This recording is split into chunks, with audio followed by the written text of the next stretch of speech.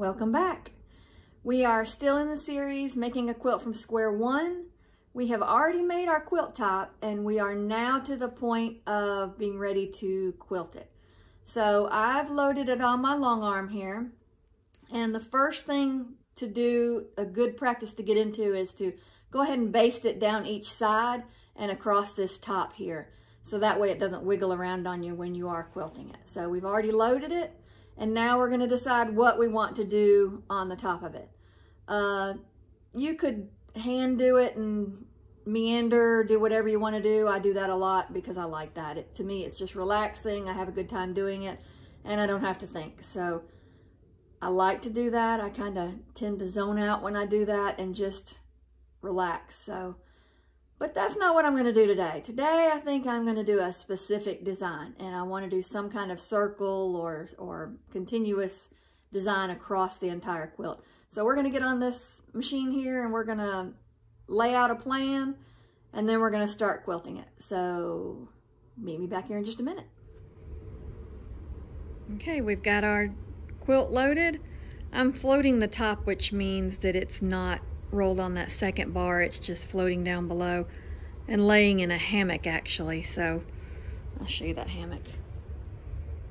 That's the hammock, so it's not on the floor. So there's our quilt top. Now we've got our design how we wanted it. We're just going to do circles all the way around the quilt. So we'll start quilting. Okay, we've got it quilting now. If you're doing automated especially, you do not want to touch the machine while it's moving. One little touch or jar of the machine and it'll jump it, meaning your machine will move just ever so slightly, and then it also moves your design. It messes with the design, so it's not going to be as pretty as if you hadn't bothered with it. So stand back from the machine and let the machine do the work. Don't touch it. Make sure there's nobody around leaning on it or anything. So that's it. Then you sit and let it do row by row. We'll roll it up after this row, and we'll do it again for the next row all the way to the end of the quilt. It's amazing what they can come up with now to make this happen, but I'm glad they did. I started quilting 25 years ago and have loved it ever since. It's kind of addictive, so if you're just getting starting in it, be careful because, yeah, it's addictive. But it's fun. It's a good addiction, so no harm there. We started our business in 2014, April 1st. We started it as an embroidery business, and actually it really wasn't a business. We bought the machine so that I could do things for both of my girls. We have 2 girls and a boy. Of course, the boy doesn't want anything like that, but the girls did. So instead of continuously buying them, we would buy the machine and make theirs. Well, then it turned into a friend of a friend and a friend and a friend. And then people were coming to the house that we didn't even know. So we opened up a small storefront. We stayed there about a year. We moved to the next storefront, which was a little bit bigger, for about a year and a half. Then we moved to a bigger spot, stayed there for a little while. And then last July, so a little over a year now, we've been in this building. But we bought this building. We're not moving anywhere, so here you go. And as we were starting with the embroidery, we kept buying a little bit of fabric here and there by the bolt so that we could do appliques. And well, 1 bolt led into 2, led into 3, and now we have somewhere in the neighborhood of a couple thousand bolts. So we'll take it. We like it. So hang on and we'll be back. We have rolled our quilt up, so we are on row 2 now, so the one where we finished. Now we're on to row 2. It's telling me we're on row 2 right here, if I can find it right. So it's stitching row 2. We're going to continue rolling it up. There's a wheel at the end of this machine, that black dial. That's the one that we roll up the quilt with when each row is done. So it's just going to keep doing this row by row until the entire quilt is done, at which time we'll be ready to bind it after we trim it down, the excess batting and all off the sides.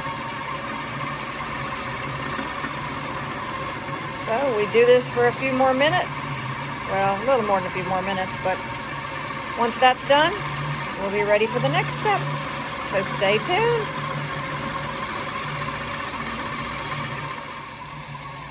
Now you'll see we're still quilting. It's still going, but we've rolled it up some more. So now you can see that it's rolled up on the other side of the bar. Now you can start seeing the back side of it. Looks pretty neat. There are tons and tons of different designs that you can do, or you can meander, which is like just a moving around whichever way you want to go type design. By freehand, or they have designs that you can use through the system like that. So we picked a circle on this one just because it would be contrasting and it would show up real good. So.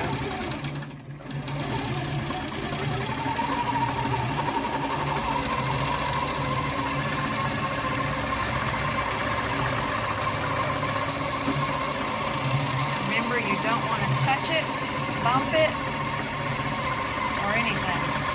Stay away from it while it's doing its thing. This process here will take a little while because each row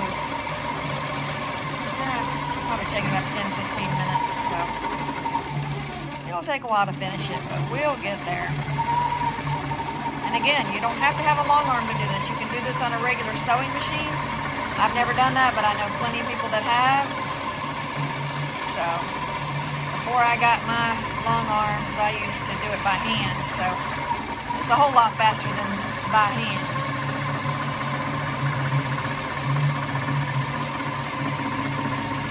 So we'll come back in a few minutes when it's progressed a little further. We have one more row, and then we are done with the quilting process. Been going at it for the better part of the day. Not too much longer now. We'll be done with the quilting. We'll take it off the machine. We'll cut this excess batting and all off, the edges and the top and the sides, and then we will get ready for the binding step.